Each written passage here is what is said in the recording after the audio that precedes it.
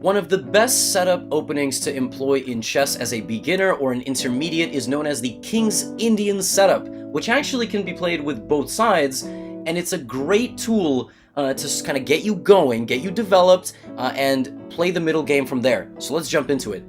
The King's Indian setup looks like this, and it can be played in a variety of move orders, but I recommend starting with the knight, and then let's just have our opponent develop naturally. Your next move is g3 and bishop g2. I'm going to play normal moves as well.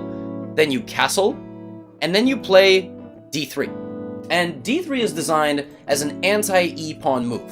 Okay, so the reason you can play d3 a little bit earlier, like for example, what if I played like this and I took the full center? That's all right. You need to not get attacked. That's why the pawn comes to d3, and then in a slightly different move order, we reach again our little shelter for the bishop, the fianchetto, and the castle with the king. Now, this structure is very, very interesting, and the next few developing moves, especially if you're first starting out, you can finish your development in the following ways.